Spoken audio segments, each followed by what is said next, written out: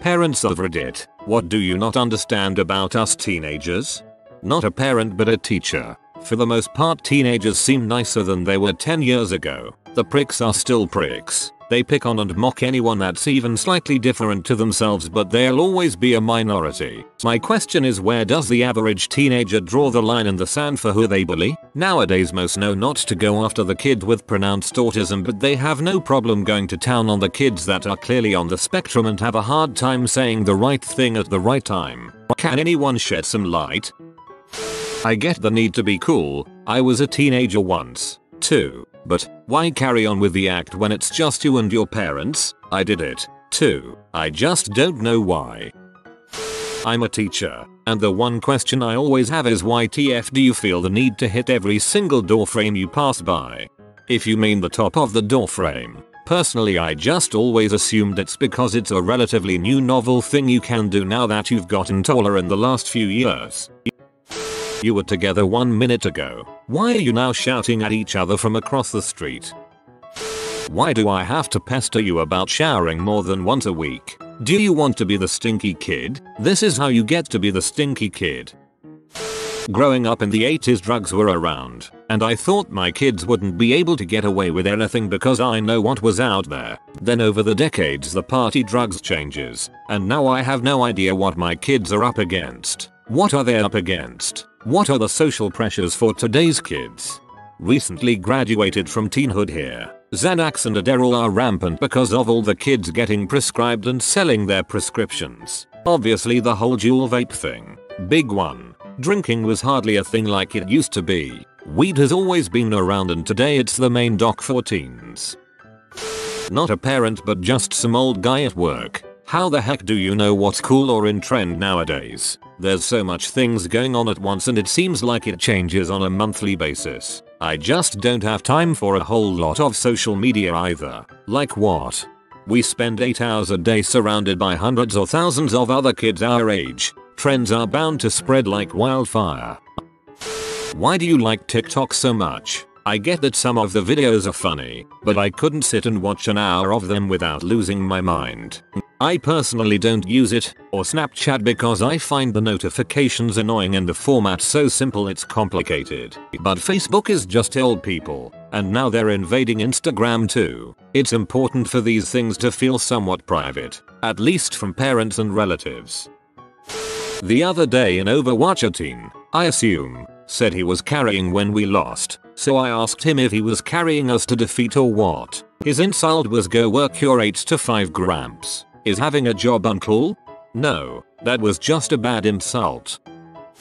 Why don't you just bring dirty kitchenware or rubbish down every time you come downstairs? Why do you have to be asked to then have to do it at some point later? If you did it regularly, it won't be an issue and save you time and hassle. Not a teenager anymore, but 100% just forgetfulness.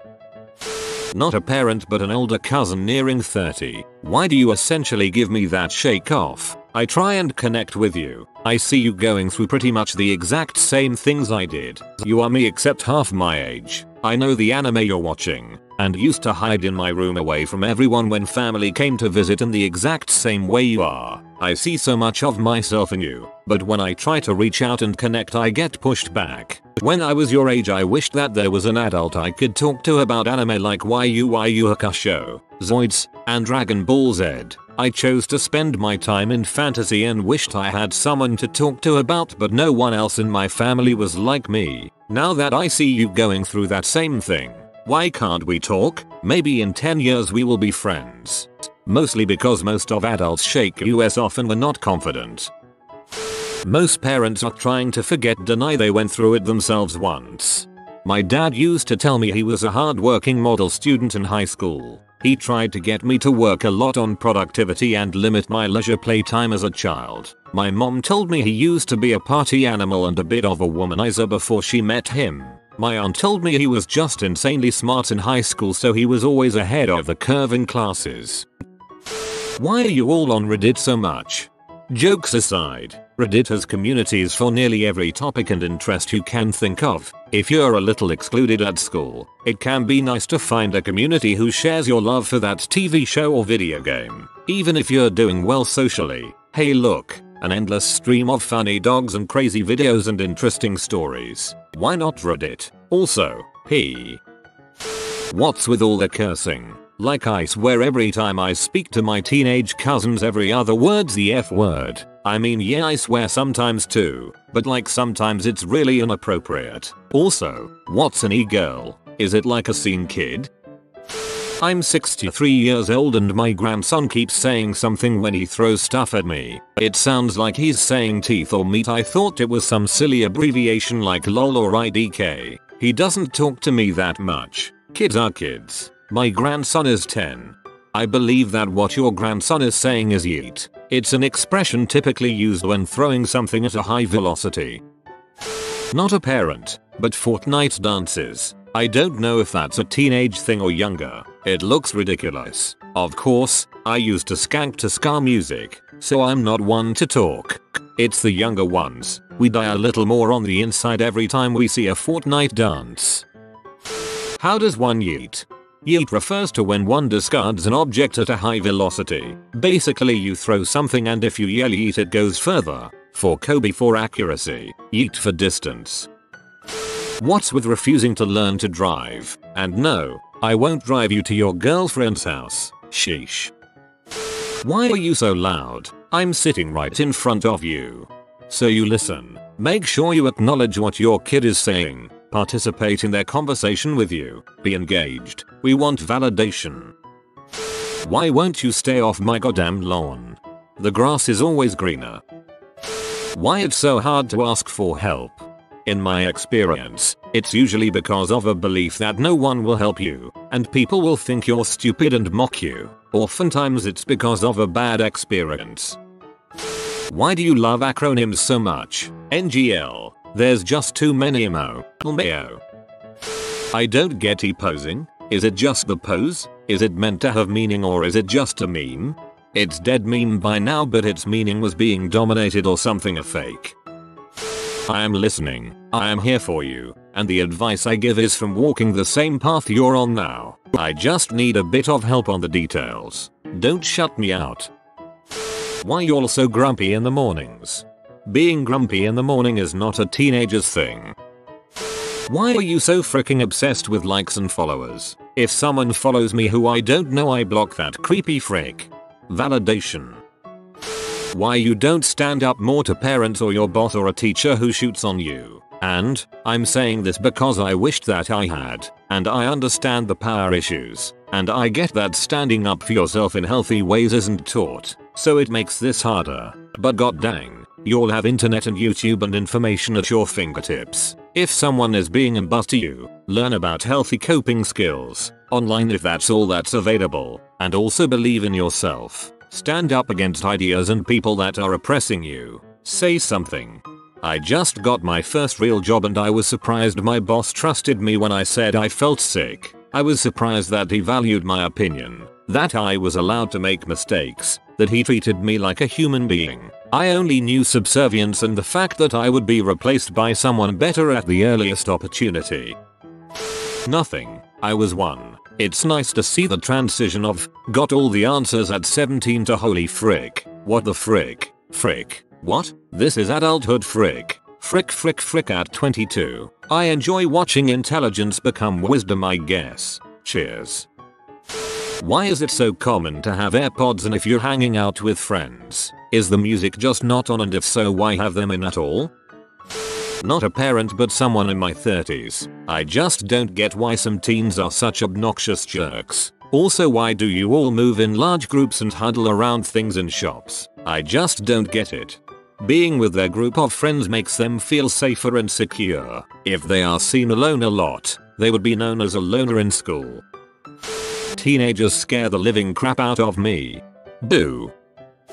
Can you not see that while we're not perfect, we have been working ourselves so hard for more than a decade to give you the best adult life we can?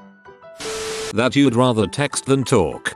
I'm 33 and texting was first becoming a thing when I was late in middle school early in HS. I resisted texting to an extreme degree for years. Today I realize texting is good because it allows for multiple simultaneous conversations, as well as giving one more time to craft an appropriate response. Very important sometimes. that would otherwise be met with uncomfortable silence over the phone. I'm nearly 50, and think that teens now are no different to when I was a teenager, thinking we knew about the world but had no clue. Always looking to at least not be the lamest kid in school or among peers. We hooked onto the latest crazes and catchphrases thinking we were the crap. But parents looked at us like we had two heads. The only difference now is that there is the internet, YouTube channel after channel of teen music and so-called reality. Teen drama shows on tap. Turn on the iPad etc. Click click click, there it is. We had no social media though, so you'd call someone a T to their face rather than from behind a keyboard.